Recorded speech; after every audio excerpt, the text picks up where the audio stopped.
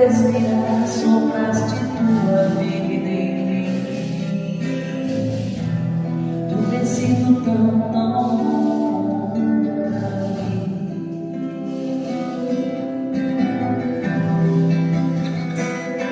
Oh, impressionante, invisível, ousado amor de Deus. Oh, que deixa as 99 só pra me comprar. Não posso comprá-lo, nem merecê-lo, mesmo assim se entregou. Oh, impressionante, infinito e ousado amor de Deus. Inimigo eu fui, mas teu amor lutou por mim. Tu tens sido tão bom pra mim. Não tinha valor, mas tudo apagou por mim. Tu tens sido tão bom pra mim.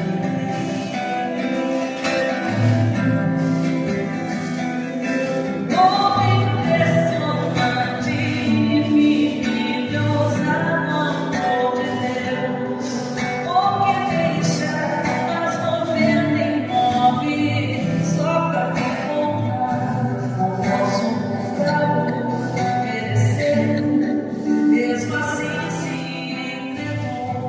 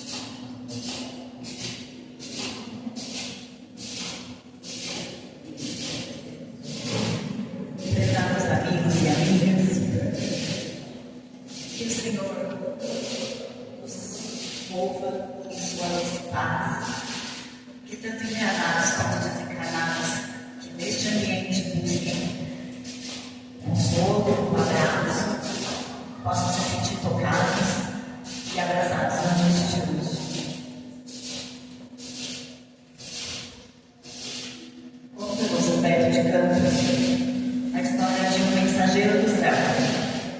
E ele descia das mais altas esferas em busca de colaboradores para que a palavra do Evangelho se fizesse ouvida por mais pessoas. Imaginava-se que quanto mais corações pudessem ser tocados, mais essa mensagem seria difundida, mais colaboradores com um ciclo eterno de bondade pudessem se fazer personificar pelo mundo. Paulo já nos dizia que esses colaboradores são os discípulos de Deus. E os discípulos de Deus são o seu corpo, a sua voz, as suas palavras, os seus pés, as suas mãos, o corpo de Cristo. Esses discípulos, que eram a verdadeira igreja de Deus, eram as palavras, era o bem. E dessa mesma forma, os espíritos que em seu nome operavam precisavam de corações tocados, corações sensíveis, corações doces. Mas esse mensageiro dos céus, ele via esses colaboradores sempre falhando. Então ele decidiu se materializar na terra, pessoalmente, para engajar mais operadores de Deus. E ele vai em busca daqueles que, em tese, eram os mais aptos, mais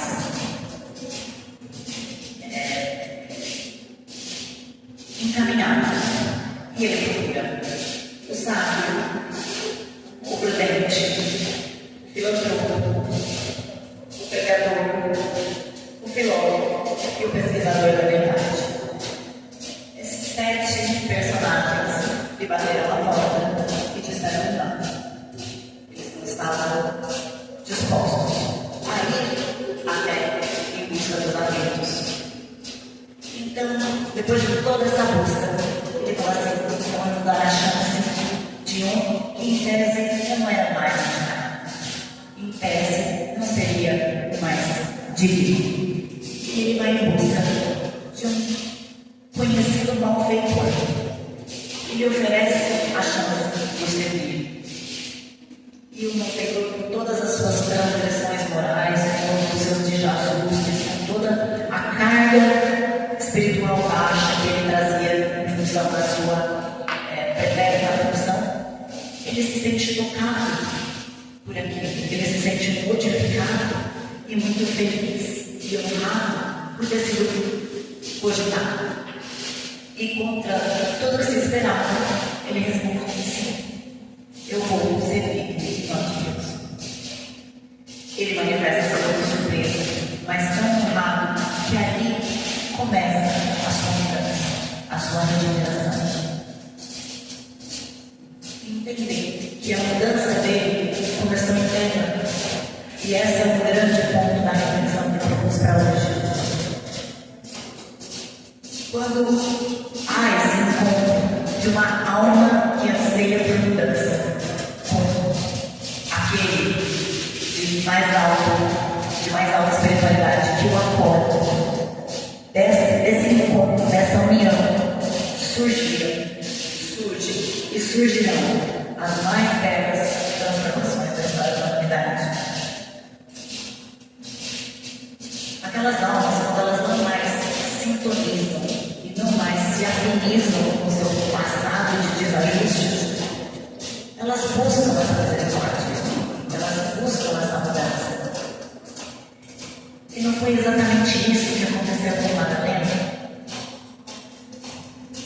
Com a figura do próprio apóstolo Paulo, aqueles dois que emanam no livro Caminho, Verdade e Vida, elevou como grandes mudanças, talvez as mais antigas mudanças da história da humanidade. Porque aquelas almas, embora não imperfeitas, buscavam a sua regeneração e encontraram, deram um encontro com a mais pura misericórdia. Tem um versículo do Evangelho que ele só conta aquela história daquele jeito, só ali, no capítulo 7 de Lucas, que ele fala da mulher anônima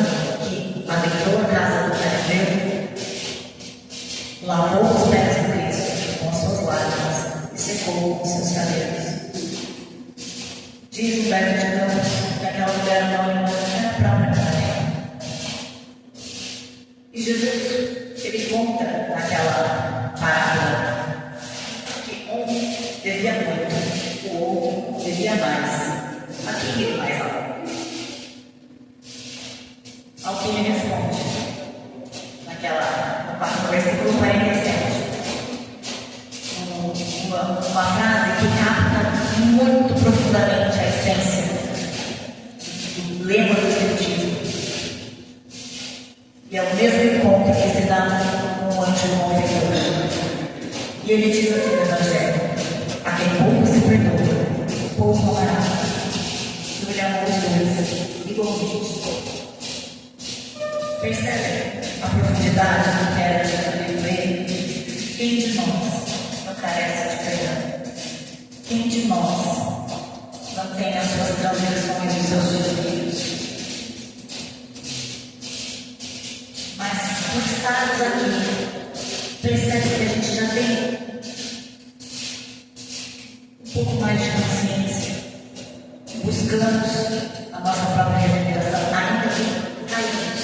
Muitas vezes cairemos, muitas vezes, mas já não estamos mais tão cerrados no mundo. Já estamos moldando o nosso espírito para visualizar novos caminhos, novas vontades.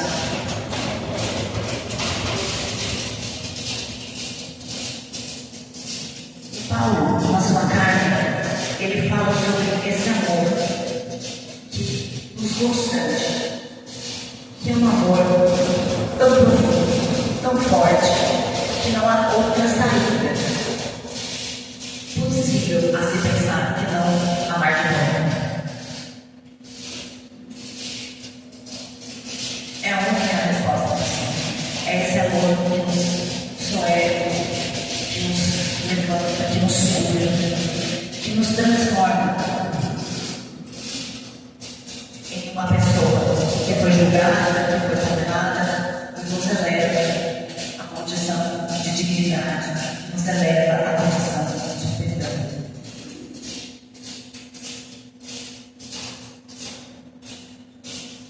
O mesmo aconteceu com Madalena. Como não pensar nessa cena descrita pelo livro Boa Nova? Quando ela entra na casa de Pedro, ela olha e ela diz: Senhor, ouvi falar das tuas palavras, ouvi falar, mas gostaria de ser uma das tuas ovelhas. Mas será que o Senhor me recebeu? Era uma mulher angustiada pela vida muito desregrada que havia levando muito da palavra da terra. E aí ela se deu conta da magnitude da misericórdia. Porque ele diz, ao invés de julgada como ela foi, ela veio assim, não sei, o amor de Deus, disse para ela: Maria, olhe para o céu e regocije-te no caminho, pois ouviste a boa nova ao reino, e o Deus te abençoe nas alegrias. O que seria das palavras do Evangelho se elas fossem direcionadas apenas aos perdidos? Para que o Evangelho? Para que a vida de Jesus? E ele ainda acrescenta algo que eu acho lindo: nunca viste a primavera dar flores sobre uma casa em ruínas? Olhem que imagem é isso. Uma casa em ruínas, a destruição, que estava acabada, que estava destruída, entre aspas, morto. De repente, dali começa a brotar vida.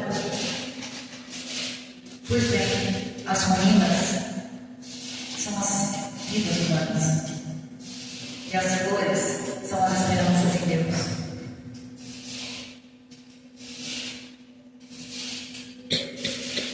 De uma alma que anseia e encontra esse amor e essa misericórdia que soergue, que reconstrói, que troca a condenação pela dignidade, pela possibilidade de servir. É um amor que entra em contato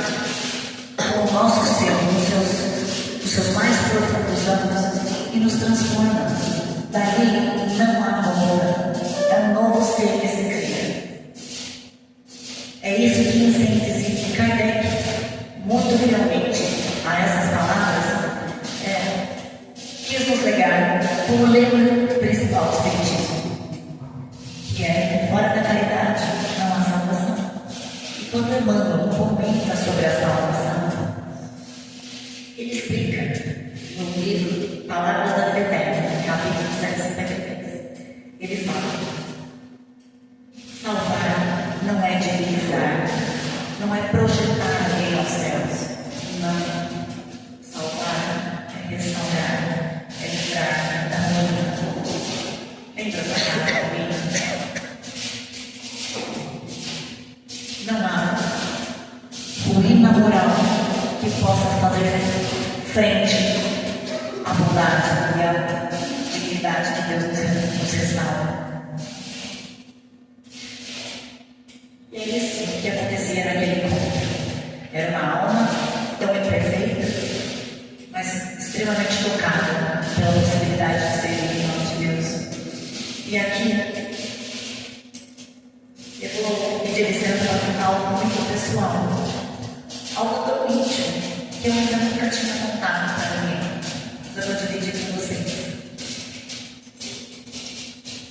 É sobre viver esse amor que nos dá quando menos merecemos. Eu nasci, como muitos sabem, em um lar espírita, em um lar que sempre esteve no trabalho. Eu frequentava desde muito pequenininha, mas com o trabalho, mudança de faculdade, maternidade, eu acabei tendo uma vida muito desconectada. Eu não estava ali aplicando essa mudança interna, esse servir, esse ajudar o próximo, esse devotamento ao próximo. E alguns anos mais tarde, quando eu já era frequentadora dessa casa, já era consulente, já era uma trabalhadora voluntária nessas outras, eu tive um problema de saúde muito grave, que resultou numa esterectomia completa. Portanto, eu tive um pulmão. Quando eu estava ali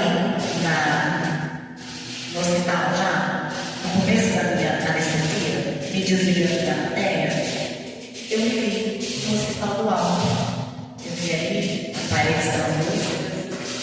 Eu vi pela primeira vez o que hoje é o terceiro hospital, que se chama Luz e Vida, que a gente trabalha no grupo de acompanhamento. Eu me vi sendo guiada pelo nosso mentor, o Dr. Raul, e pela sua equipe médica. E naquele mesmo momento eu senti como um passe coletivo dos trabalhadores encarnados nessa casa. Eu vi a carinha dos trabalhadores emergentes, cada um deles, em uníssono, vibrando por mim. E eu fui tomada por um amor e uma gratidão sem precedentes. E eu lembro de ter indagado de mim para comigo mesmo. O que é que eu fiz para merecer esse amor? E a resposta veio do próprio Dr. Raul. Ele olhou assim: pois é porque você ainda não fez. Naquele momento eu entendi o que é o amor, o que nos constrange, o que é o amor que não nos deixa outra saída, nem outra resposta possível, que não amar de novo. Amar de novo. Ali, naquele momento, eu me deparei com a imensidão da possibilidade de ser. E essa é a ideia da música que eu pedi para a gente tocar hoje para mim. É a ideia de que, mesmo pequenos, mesmo perfeitos, o nosso grande Pai deixa as 99 e vai buscar aquela como bem que é nada. Voltando ao mentor, ele aceita o convite, deslumbrado pela bondade, pela possibilidade de servir, e ele trabalha. Ele vai ao encontro dos aflitos e das aflições humanas. Ele trabalha com os abandonados, os enfermos, as viúvas, os órfãos. E ele vai trocando aquela couraça que ele tinha no lugar do coração por um coração perfeito.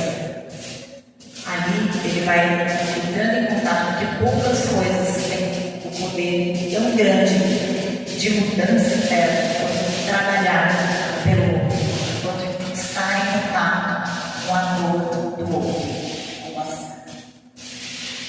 as cruzes pesadas, as súplicas dos nossos irmãos. Nada no mundo tem o poder de transformação que isso tem. Ele lá trabalhou 40 anos e ele foi se sentindo cada vez mais identificado.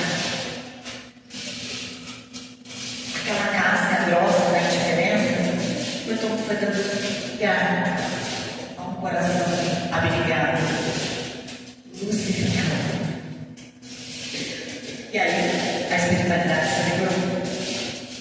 Porque essa era o grande objetivo do espiritismo.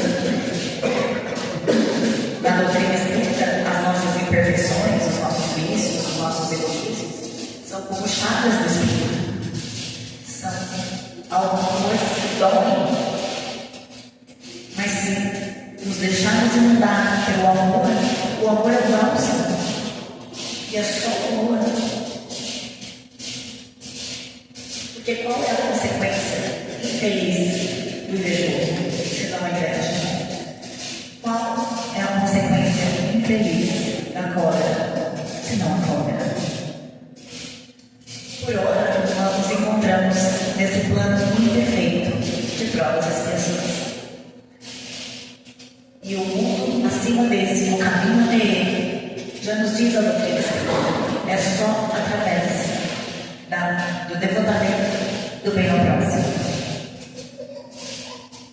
E é isso que o apóstolo Paulo tão felizmente quis nos dizer na sua segunda carta aos Coríntios, no capítulo 5, versículo 17. Quem está em Cristo, nova criatura é.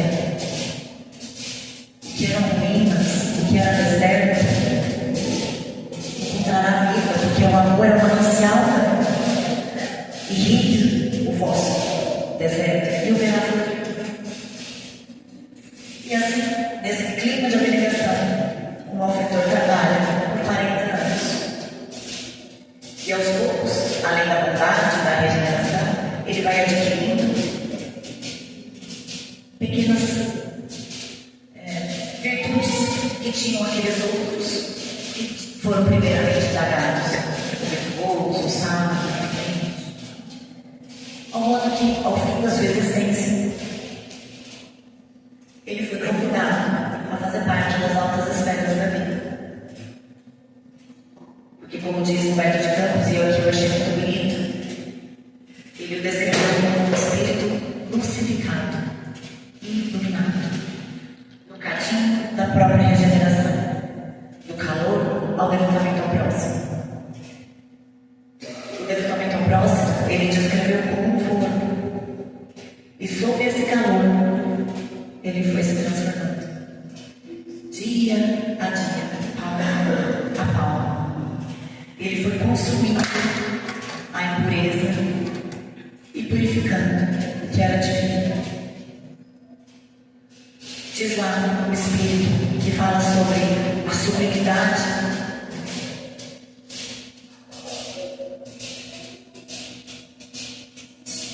da piedade, porque entendo o quão paradoxal é a piedade. Ela é linda, mas ela também dói, porque a dor do outro nos impacta, nos absorve. E está lá, no Livro dos Espíritos, questão 893. Qual é a mais meritória das virtudes? Kardec pergunta aos Espíritos, e eles respondem: quando o sacrifício do interesse pessoal pelo bem do próximo, sem pensamento oculto. Esse é o coração que foi forjado no cadinho do devotamento ao próximo. E é o que estava acontecendo com o malfeitor. É o que há de acontecer com todos nós, se nos entregarmos ao bom e à vontade de Deus. E não confundam o amor Madalena disse ao Senhor: mas eu tenho amado, não tenho me satisfeito. E ele disse: não é desse amor que eu digo. Esse amor cheio de expectativas, cheio de cobranças, cheio de vícios. Esse é o amor que não satisfaz mesmo. Esse é o poço do óleo do ano. Hoje se bebe, amanhã se sente.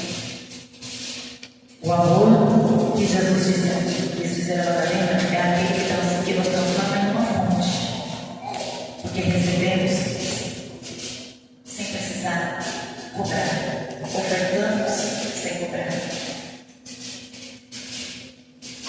E de tanto conviver com as dores humanas, a criatura ela vai se purificando de qualquer interesse pessoal. Ela vai encontrando a sua alegria em servir. Assim como somos filhos de Deus, o seu cheiro divino está em nós. Quanto menos precisamos desses eu, meu, para mim, desses egoísmos, mais vamos purificando, mais vamos queimando um cadinho do nosso devotamento ao próximo, um cadinho da nossa regeneração. Passado algum tempo, aqueles outros 7 personagens desencarnam também. Eles chegam até os emissários da justiça e eles dizem: vocês ainda precisam reencarnar mais uma vez. Vocês têm sim muitos méritos, mas não colocaram o trabalho. E eles reconhecem, surpresos entre os justos, aquele antigo malfeitor e pregou como ele adentrou o reino dos céus, sabendo do seu passado, todo de transgressões, o que ele fez para merecer o reino dos céus. E nós temos que reencarnar. Ao que o anjo respondeu: ele serviu. E servindo, purificou-se, curou-se, regenerou-se. Jesus deixa sempre muito claro quem é que merece o reino dos céus. Não é aquele com passado de barro, conduta sempre correta, conhecimento científico, não. É aquele que, assim como Pedro, que foi perguntado, que foi indagado 3 coisas, a época da ressurreição que vocês lembram. Jesus perguntou: está disposto a amar? Está disposto a amar? Está disposto a amar? Se a resposta no âmago do seu ser for sim, 3 vezes, sem pensamentos ocultos, ser bem-vindo ao Evangelho, ser bem-vindo à sua própria regeneração. A todos, muita luz, muita paz. Que Jesus abençoe sempre.